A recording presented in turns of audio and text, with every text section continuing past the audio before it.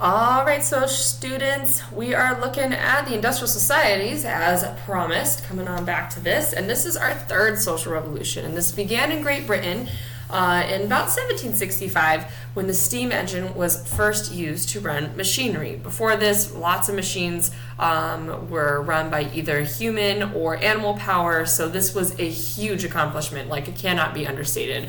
In all honesty, if this invention hadn't come to light, it would be very difficult for Europe to have basically entered into the age of imperialism and conquered the rest of the world, right? So industrial society is defined by sociologist Herbert Blumer as one in which goods are produced by machines, powered fuels, instead of by brute force of humans and animals. And initially we had very little workers' rights, no unions, no safe working environment at all. I'm sure you remember this from history class.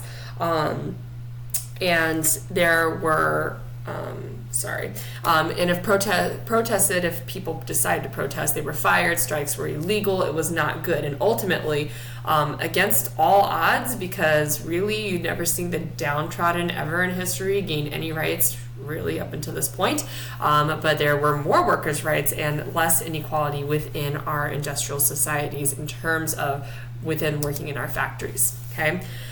But industrialization brings an abundance of goods, and as workers won what we call basic rights, a change started to occur. The pattern was of growing inequality was reversed, at least for a second, right? Home ownership, automobile ownership, as well as an incredible variety of consumer goods became very common. This was something that industrial societies began to, began to embrace. Today's typical worker enjoys a high standard of living in terms of healthcare, food, housing, material possessions, and access to libraries and education. Now, don't get me wrong, okay? I want you to make sure that you are thinking about this. It's not to say that we still don't have people who have an enormous amount of wealth comparatively to other workers, okay? Obviously, if you're a CEO of a company versus someone who's working on the ground floor, you're making a lot more money, and the wealth is certainly more centralized with higher ups. However, if we're looking at the actual living conditions and standard of living, it goes up, okay, for these industrial societies. So on a larger scale, growing equality came the abolition of slavery, a shift from monarchies to more representative political systems, greater rights for women and minorities, the right to vote, to a jury trial, to cross-examine a witness. All these things that we kind of take for granted within our own society became so because of our third social revolution, okay? And a recent extension of these equalities is the right to set up your own blog where you can bemoan the life of your high school or criticize your president or do whatever you want, okay, on the internet within certain limits, okay. So technology and the changing of societies, well, obviously you've probably figured out that technology changes our society. You could be viewing this right now on your iPad, I don't know, okay, or whatever. You do your homework on your iPad, but on their way to post-industrial society, humans have passed through 4 types of societies. Each emerged from a social revolution that was linked to new technology. Like we had the domestication revolution, we had the pasture of animals and cultivation of plants, transforming our hunting and gathering societies into pastoral and horticultural societies. So then we had the invention of the plow, which brings in agricultural, while the industrial revolution, because we had the steam engine, brought machines that were powered by powered fuels and led to the industrial society that we have come to accept. Now the computer chip has ushered in a new society called the post-industrial, or sometimes known as our information society. Another type of society is the biotech society, which might be emerging, and we'll talk a little bit about that in a second, okay? So how social inequality is linked to transformation of societies. Well, hunting and gathering societies had little social inequality, but as societies changed, social inequality grew.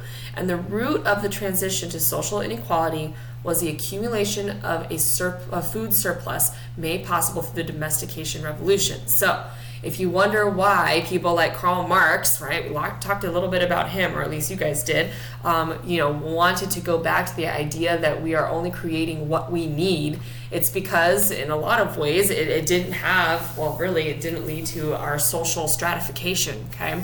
And so that was a good idea in his mind. So the surplus stimulated the division of labor, trade, accumulation of material goods, and the subordination of females by males, the emergence of leaders, and the development of the state. Social inequality increased with each new type of society, and then a reversal of this trend occurred later in the later, I should not say latter, I apologize, the later part of the industrial society. I'll fix that when I upload this. Anyways, okay, so by later, I mean, like, again, not until we're getting into our like late 1800s, early 1900s are we starting to see stuff like that, okay? So sociologists classify groups in different ways, okay? So we're kind of moving through those, and we're going to look at different groups. So there are primary groups, secondary groups, in-groups, out-groups, and reference groups and networks, okay? The cooperative, intimate, long-term, face-to-face relationships provided by primary groups are fundamental to our sense of self. And secondary groups are larger, relatively temporary, and more anonymous, formal, and impersonal than primary groups. Excuse me. In-groups provide members with a strong sense of identity and belonging. Out-groups also foster identity by showing in-group members what they are not, so they're not going to become them. And then reference groups are groups whose standards we refer to as we evaluate ourselves, just like we would look at, say, reference materials for a paper or something like that. And then social networks, these consist of social ties that link people together. And obviously our social networks have been expanding, okay? So we do have some group dynamics that are included with this. The term dynamic refers to how individuals affect groups and how groups influence individuals. You probably see this all the time within your own groups, but you don't really probably think about it. In a small group, everyone can interact directly with everyone else, okay? So think about if you are in a group project and you have like 3 people, it's pretty easy to interact within those people, right? And as groups grow larger, intimacy ends up decreasing, but the stability increases, especially if you can, say, delegate work and things like that. A dyad, which consists of 2 people, is the most unstable of human groups, but it provides the most intimacy. And the addition of a third person forming a triad fundamentally changes that relationships. Triads are unstable as coalitions, which is the alignment of some members of a group against others, and these tend to form, okay? So, very different types of group dynamics. We also look at, with this idea of our societies, what characterizes a leader. A leader is someone who influences others, right? They're instrumental leaders who try to keep a group moving forward toward its goals, even though this causes friction, and sometimes they lose popularity. And then there are expressive leaders who focus on group morale, and both are really essential to the functioning of groups. And really, if you can kind of go between the two, you're generally seen as a very good leader, okay? But there are 3 leadership types, and I guarantee you've seen these at some point in time. There's an authoritarian leader who gives orders, a democratic leader who tries to lead an event by consensus, and a laissez-faire leader who basically are highly permissive and basically let you do whatever you want. Laissez-faire meaning hands off, right? So an authoritarian style appears to be more effective in an emergency situation. Think like a war. It's really easy if someone can just say, hey, we're going to war, and that's it. You know, get this done at this point in time. And that's why the president has kind of that power. If you're thinking the presidency has that power to actually send troops where he wants. Now remember, he cannot declare war. That's Congress. That's checks and balances, my friends. Our democratic style works best for most situations, usually ones that are not going to involve any fast movement. And laissez-faire style is usually ineffective. If you have had anyone, maybe a teacher or who has maybe not taken an effective role in managing their classroom or something like that, you know that just generally does not work. The hands-off style is ineffective. You have to have something that you are doing to affect where you want your group to go, okay?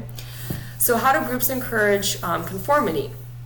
You can go and look up, if you want, the Asch experiment, but it was decided to illustrate the influence of peer pressure, the Milgram experiment to show the power of authority, and both experiments demonstrate how easily we can succumb to groupthink, a kind of collective tunnel vision of sorts.